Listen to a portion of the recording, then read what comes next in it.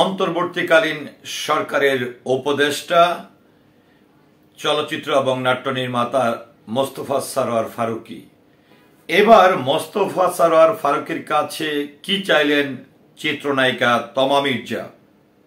বর্তমান সময়ে উপদেষ্টা মণ্ডলীদের মধ্যে আলোচনায় এবং সমালোচনার মধ্য দিয়ে প্রতিটি দিন প্রতিটি সময় অতিক্রম করছেন মোস্তফা সরোয়ার ফারুকী। ঠিক এই সময়ই চিত্রনায়িকা তমা মির্জা মোস্তফা সরোয়ার ফারুকের কাছে কি চাইলেন এ নিয়ে আমাদের সময় নামের একটি গণমাধ্যমে সংবাদ প্রকাশ হয়েছে।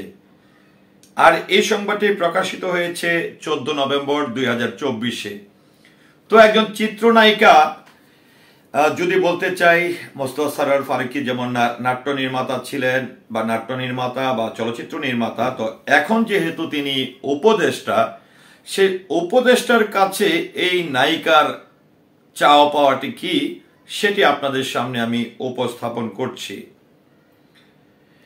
ছাত্র জনতার গণ আন্দোলনের মুখে শেখ হাসিনার সরকারের পতন ঘটে। এরপর অন্তর্বর্তী সরকার প্রধান হিসাবে শপথ নেন নোবেল বিজয়ী ডক্টর মোহাম্মদ ইউনূস। আর গেল 10 নভেম্বর এই সরকারের সংস্কৃতি বিষয়ক মন্ত্রণালয়ের উপদেষ্টা হিসাবে শপথ নিয়েছেন বরেণ্য নির্মাতা মোস্তফা সরোয়ার ফারুকী।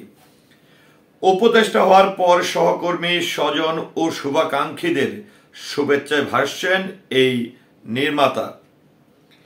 উপদেষ্টা হিসাবে সাংস্কৃতিক বিষয়ক মন্ত্রণালয়ের দায়িত্ব বুঝে নিয়েই তিনি পরিকল্পনা হাতে নিচ্ছেন ফারুকী।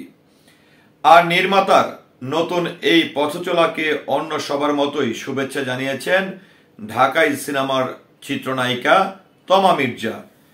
ভারতে একটি গণমাধ্যমে দেওয়া সাক্ষাৎকারে চিত্রনায়িকা বলেন, আমার কাছে মনে হয় বিনোদন জগতের কেউ যদি বিষয়টি বুঝেন তাহলে তিনি যোগ দিতে পারেন।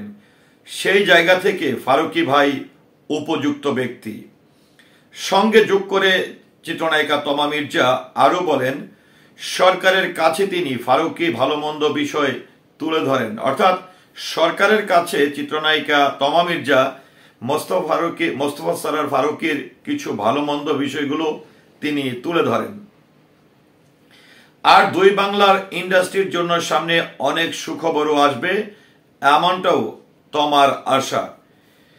নায়িকার ভাষ্য, আমি নিজেও ভিসা জটিলতায় ভুগছি, আর সব সময় কাজের জন্য যে প্রতিবেশী দেশে যেতে হবে এমনটা কোনো কথা নেই। সেখানেও অনেক বন্ধু শুভাকাঙ্ক্ষী আছেন, ইচ্ছা তো হয় তারা আসুক বা আমরা যাই, কিন্তু সেই জায়গা থেকে অনেক দূরে সরে আছি এবং বন্ধ হয়ে আছে। তিনি আরো বলেন, খুব খারাপ লেগেছে আমাদের অনেক শিল্পী ভিসা জটিলতার কারণে ভারতের চুক্তিবদ্ধ থাকা সত্ত্বেও যখন কাজ করতে পারেননি। কলকাতার অনেক শিল্পীও একইভাবে বঞ্চিত। এটা আমাদের কাছে খুবই কষ্টের, কারণ চুক্তিবদ্ধ হওয়ার পর আমরা সেই চরিত্রে অভিনয়ের জন্য প্রস্তুতি নিতে থাকি। তমা চান আগামীতে যেন কোনো শিল্পীকে শুধু ভিসার কারণে কাজ হারাতে না হয়। অর্থাৎ তিনি যেটি আসলে আশা করছেন যে যেহেতু মোস্তফা সরোয়ার ফারুকী তিনি একজন চলচ্চিত্র নির্মাতা এবং নাট্য নির্মাতা এবং তিনি সাংস্কৃতিক বিষয়ক মন্ত্রণালয়ের দায়িত্ব পেয়েছেন, যে জটিলতাটি আসলে এখন জটিলতার মধ্য দিয়ে সময়গুলো অতিক্রম হচ্ছে, যে ভারত বাংলাদেশের ট্যুরিস্টদের জন্য বা আসলে কেউ কাজ করতে যারা যাবে, বিশেষ করে তমা মির্জা যেটি বললেন, শিল্পীদের মধ্যেও অনেকে ভিসা পাচ্ছেন না।